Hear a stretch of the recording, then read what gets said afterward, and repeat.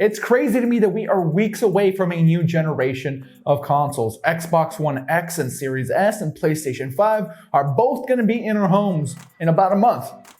What an amazing time to be a gamer. New graphics cards are out here if you're into PCs like I am. It's overall a fantastic time. But in the lead up to these consoles being released, I've noticed that these two companies, Microsoft and Sony, Xbox, PlayStation, are taking dramatically different approaches when it comes to the advertising of the consoles, getting them in the people's hands as far as press so that the consumers can know what is going on. And I wanted to talk about that today because boy oh boy, it is a very stark difference. Before we get into the video though, I want to remind you to rate the video. If you enjoy it, hit the thumbs up. If you do not enjoy it, you can hit the thumbs down, why not? Let me know what you think in the comments below. Don't forget to subscribe. Twitter and Twitch links are in the description. All right, cool, let's get into it. First, let's talk about Xbox's approach and we'll kind of compare them a little bit towards the end. They are doing something kind of crazy and sending review units or preview units, I suppose, out to a lot of people way before these consoles are out. We've seen that maybe your favorite YouTuber has a console. Not me. If I'm your favorite YouTuber, first of all, go watch other content, but I don't have a console. A ton of YouTubers have it. A ton of press have it. Like any reputable website has a preview unit. And I feel like that this is kind of a good way to do it because we are getting slow trickle effects. It started with like, hey, look at, quick resume. It's really, really cool. And then boom, we know how cool quick resume is. The loading is another big thing. They are very limited to what they can show. I wish that they could show more, but I also understand Xbox not having things ready quite yet because it's still, relatively early. It's about 5 weeks out. There are a lot of things in the back end that could be fixed. But just the other day, they added a bunch of new games that they could show that they weren't able to show before and that they have access to now that they weren't able to have access to before. And slowly but surely, we are getting a full picture of what the Series X and Series S launch is like. Well, Series X, we're not seeing anything for Series S quite yet. But outside of the stuff that you already know, like, hey, it's like super fast. It's backwards compatible to the Max damn near. Like, yes, that we know. To me, the most telling thing is that if you stop and think about why is Xbox okay with this?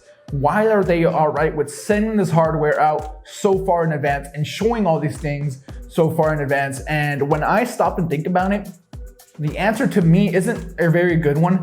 And it's that you are being shown this because it's not that different than what you have outside of the things already mentioned, quick resume, super fast, I get it. The upscaling, the game's running better. We understand all that. That seems pretty rudimentary and we're not seeing any new games, but hey, there's not a lot of new games over there, I suppose. But the tactic that Xbox is adopting, get this out there, show. Your favorite YouTuber has it, your favorite website has it, maybe your not so favorite website that's huge has it. It's being talked about a ton. My Twitter feed for the last 5 days has just been Xbox, quick resume, load fast, quick resume, load fast, old game, quick resume. That's basically what it's been. And they are just bombarding us with information. People know that this thing's coming, and not that people don't know that the PlayStation 5 is coming, that's not what I'm trying to say, but the approach that they're taking, which is, hey, look, it's really cool. And now I want to talk about Sony because the PS5 is doing damn near the opposite. Just this weekend, we saw a bunch of previews from Japan. I don't understand any of it because I don't speak Japanese, but we got to see some gameplay for Godfall. We got to see some gameplay for Astro's World. They've been very selective with what they show. And, Astro, new game, right? And it's it comes in the box, but it's still a new experience. Godfall, new experience. And I feel like that's the difference. Sony has new experiences and Xbox is kind of just showing us all how our already existing experiences are going to be so much better on their new platform. But I will say that for me, Microsoft's approach seems to be doing tons and tons and tons for them. Because I see people talking about and getting excited about a Series X now. I don't quite see that for the PS5, and I don't believe PS5 needs it a whole lot because clearly the demand for that is through the roof. It is insane. I think everybody knows PlayStation 5 is coming, and maybe they don't need so much of what Xbox is doing because Xbox was lagging behind just in the overall mind of gamers, I suppose. Sony maybe knows that, and they are just targeting their marketing a little different, right? They decided to go with those more like commercials, traditional commercials, and Xbox does those too, but I don't know. I kind of wish that Sony was doing a little bit of what Xbox is and getting this into the hands of the real people. Yes, we saw that Travis Scott has a controller, but I don't know, I'm pretty sure that's just a controller, not the actual console. I don't know what the holdup is, because at this point, hey, we're like 5 weeks out, and we've maybe heard that some press has it, the PlayStation 5, and they can't talk about it quite yet.